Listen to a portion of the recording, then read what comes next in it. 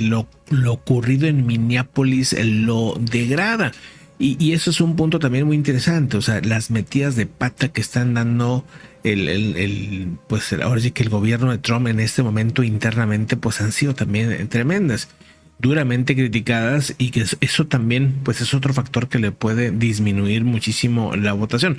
Pero bueno, fuera de eso, Gires, estaría muy interesante pues irnos hacia otros asuntos. Vamos a otro punto si tú gustas. ¿Qué otros temas te parecen pues interesantes de lo que está pasando en el mundo? Digo, traigo ahora sí que temas para aventar. Me parece ahorita, por ejemplo, lo de la ONU y lo de la salida de Estados Unidos de 32 comités de la ONU. Básicamente, para mí, al menos, la ONU ya se acabó. El financiamiento de la ONU, el 22%, lo entrega Estados Unidos. O sea, desde ahí ya estamos hablando de un cambio radical, y creo que esto nos habla de la situación en la que nos encontramos inmiscuidos, de lo que el derecho internacional, que se puso muy de moda ahora con lo de Maduro, ya ni siquiera importa. Desde la incursión o la invasión de Rusia a Ucrania se vio muy limitadas las acciones de la comunidad internacional, y creo que ya estamos ante ahora sí lo que se le ha denominado por siempre un nuevo orden mundial. Hay que ver hacia dónde va a ir este orden, y sobre todo que todo lo que está sucediendo ahorita no se nos olvide tanto los errores que se están cometiendo en los actuar o no actuar de distintos países.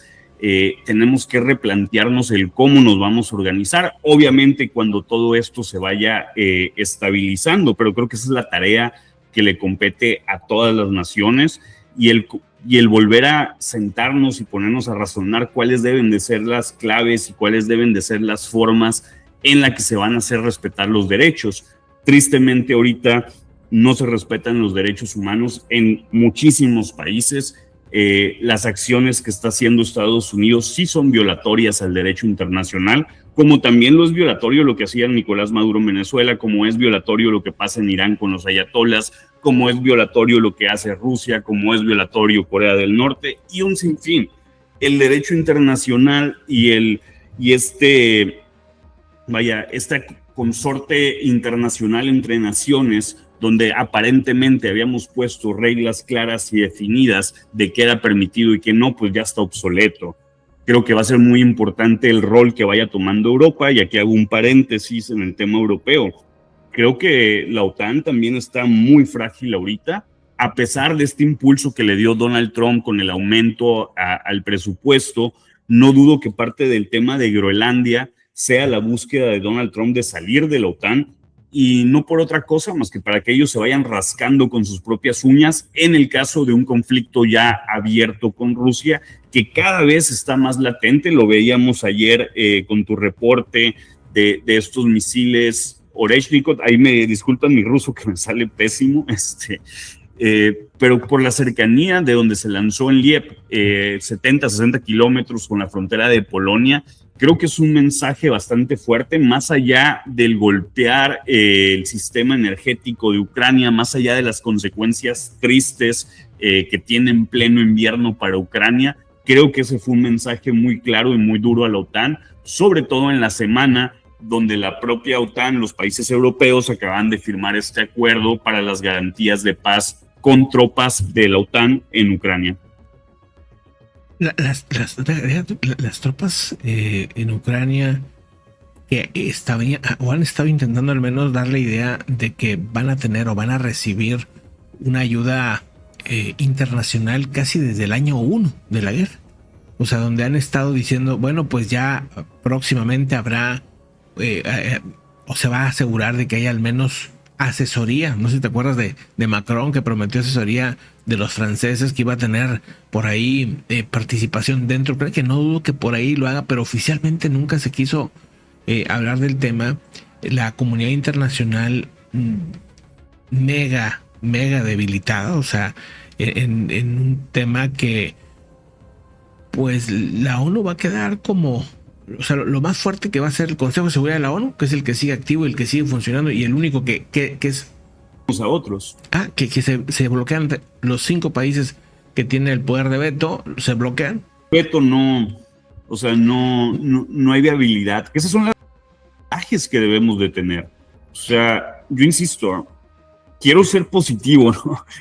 Llevo un tiempo presumiendo que soy un fatalista optimista, ¿no? Creo que nos vienen tiempos muy oscuros, pero que a raíz de eso vendrán tiempos mejores, como sucede en cada momento como en la historia, cuando hay enfrentamientos básicamente globales, cuando fue la Primera Guerra, la Segunda Guerra.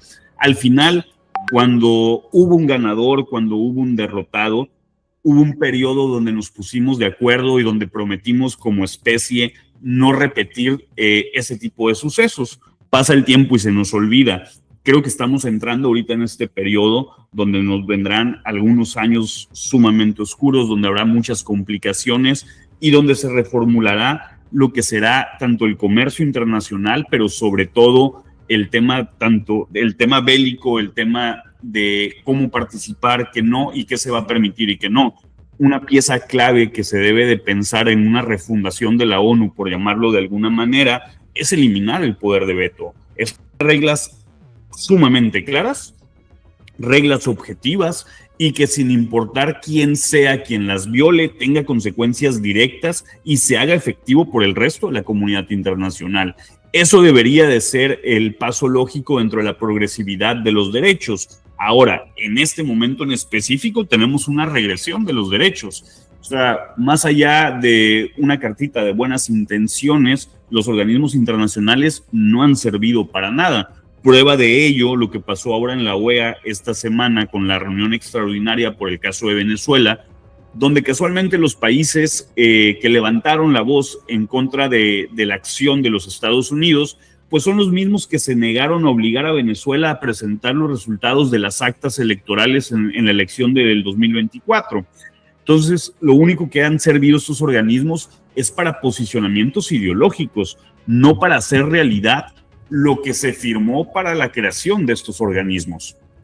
Yo ahí sí difiero, o sea, yo sí creo que ha servido, pero no ha servido como a lo mejor uno esperaría, ¿no? O sea, yo lo que veo es que, bueno, se han logrado acuerdos como el Acuerdo de París, se han logrado revertir ciertos procesos de la capa de ozono, o sea, se han logrado acuerdos, por ejemplo, en países que son muy limitados en cuanto a su economía, tema de educación, tema de acceso a la salud, tema de derechos de las mujeres. En algunos casos hay otros donde obviamente falta muchísimo y ha sido muy poca la acción en temas de prisioneros, temas de el trato en las cárceles, inclusive hasta de democracia. Y un punto, y digo, aunque le falta muchísimo y totalmente de acuerdo en ese tema, que es obsoleta la ONU, o sea, estoy 100% de acuerdo, o sea, la ONU tiene que ser borrón y cuenta nueva básicamente, pero ha servido, porque hay que pensar lo que había antes, ¿no? Ha servido para darle voz a países que no la tenían y que no la iban a tener nunca. Entonces, al menos esa parte de comunicación se ha dado, pero es nada más eso. Es básicamente un chat muy caro, un chat muy caro, excesivamente costoso y con muy malos manejos y muchísima corrupción. O sea, ahí están se ha documentado mucho cómo iban a ayudar a África y sí, ok, ayudaban. Nada más que los señoritos se quedaban en hoteles de lujo. O sea, dices tú, oye, gastabas un dineral para poder llevar ese. Y dices, bueno, pues, ¿qué te parece si le bajamos 2-3 rayitas al lujo y ayudamos todavía más? ¿Verdad? O sea, sí hay muchas cosas que definitivamente se requieren cambios. Me parece que lo ha entendido Rafael Grossi, y Rafael Grossi ha sido bastante crítico para eso, y en una de esas, pues el cambio se hace adentro. Lamentablemente, y aquí es donde yo creo que no va a pasar, es que pues los países que tienen poder de veto, que son las potencias de siempre, Estados Unidos, China, Rusia y otros por ahí, en Reino Unido, Alemania, etcétera, pues no van a dejar que pase. O sea, no les conviene, porque iban a, o sea, en todo caso, ¿por qué iban a hacer más equitativo esto para otros si ellos tienen el poder nuclear y tienen el poder económico y o sea, como que para qué? Y menos con personajes como Putin, Trump y otros que nomás ven para ellos, ¿verdad? Entonces sí está complicado, como yo estoy de acuerdo en eso. Vienen momentos complicados, difíciles en el tema internacional, duros en el sentido de que hay como mucho egoísmo de ciertos grupos, de ciertos países, y no parece que se venga un cambio pronto, pero al menos sí está esa crítica y está ese quiebre que hay en esta organización en el que, pues tarde o temprano esperemos traiga cosas mejores, ¿verdad?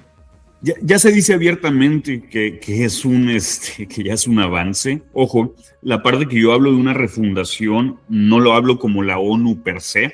Básicamente para mí va a quedar, se va a tener que extinguir la ONU y creo que va a ser en muy poco tiempo, no porque sea lo ideal, sino por las circunstancias como se están dando.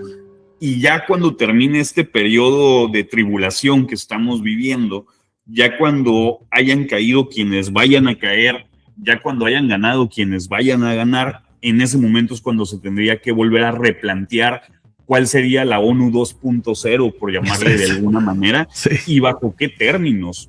O sea, que esa es la parte que a mí me preocupa, porque ahorita quienes son punta de lanza en estos bloques políticos que estamos viendo, pues la verdad que todos son aterradores y ni a cuál irle. O sea, yo no veo a un Donald Trump promoviendo una refundación del derecho internacional basada en el respeto, en la libertad, en la fraternidad, pues en lo absoluto, ¿no?